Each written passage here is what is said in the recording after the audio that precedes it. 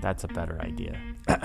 So we got the brand new lineup from LG Evo lineup. And of course, the Evo designation represents the top tier for LG and ultra high resolution beyond 4K. This, by the way, a world's first. This is the biggest 5K, 2K gaming display that's ever been made. We'll get there. Let's start down on this end. This is a mini LED display. So this is the GM9, next to it the GX9, and all the way down there the G9.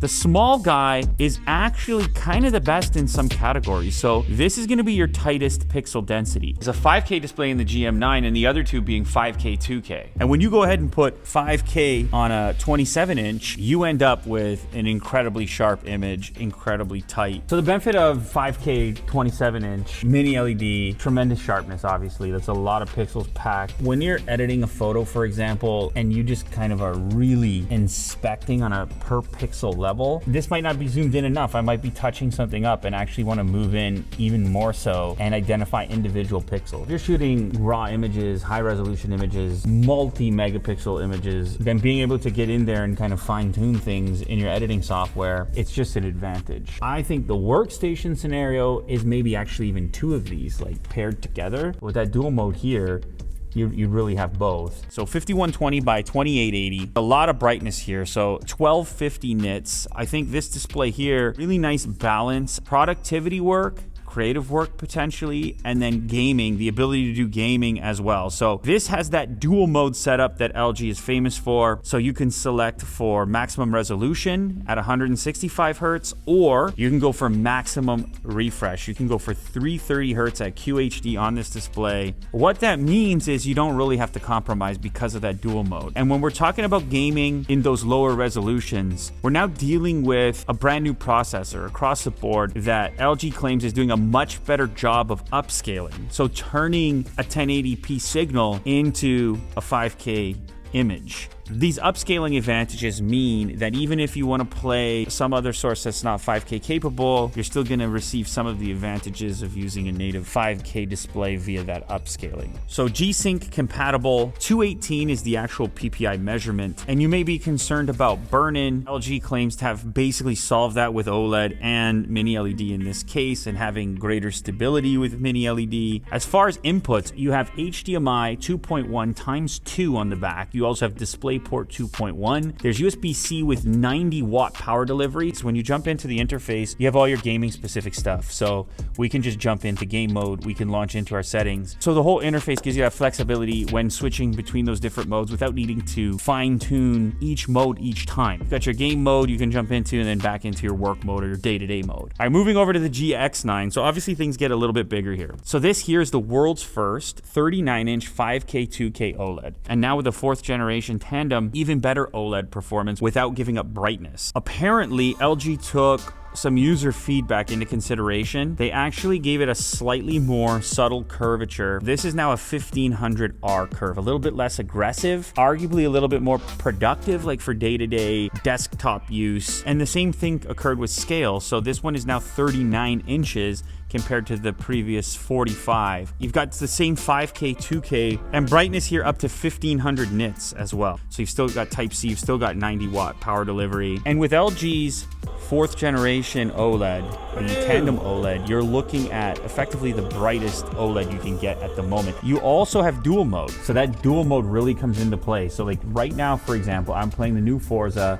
on 5K. It looks amazing. I'm not quite getting 165 frames per second, but the display is capable of 165 hertz in this mode with 5K. So I have that choice of extreme clarity or using the dual mode, and then I had the thing reading like 300 FPS. The other thing I'm noticing here, particularly in Forza, I'm kind of liking that the subtle curvature. The advantage of the subtle curvature here, the 1500R, it's going to be more usable for a wider variety of functions versus like just gaming. So I think it's actually kind of a nice mix.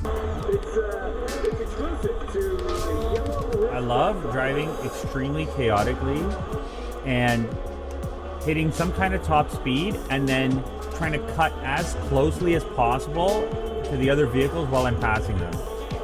Like that. Like head-on traffic, but just by like an inch.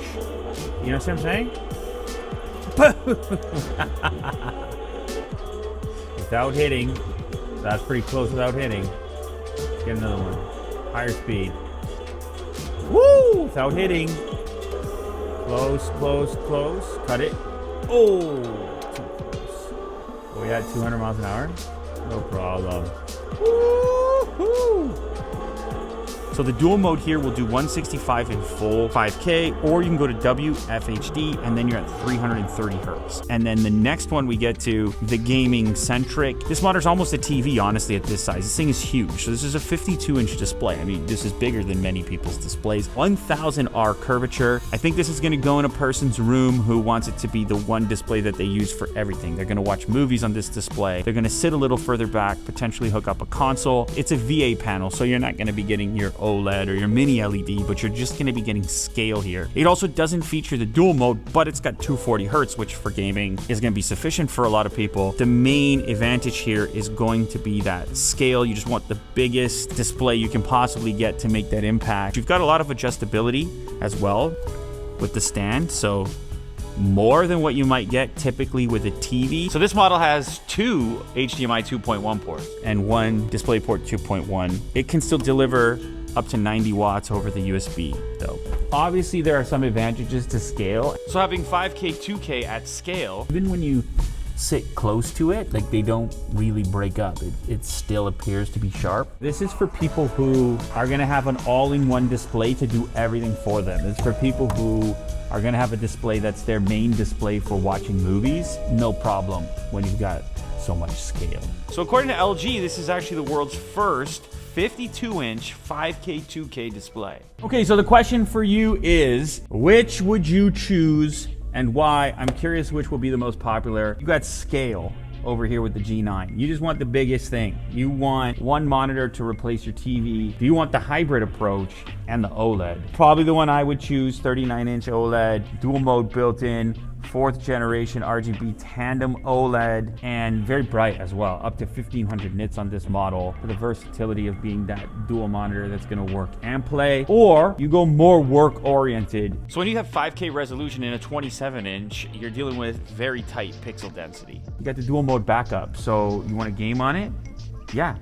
No problem. Also quite bright and mini LED. It's nice to have options, but I want to know which one you would pick. Would it be the GM9, the GX9, or the G9?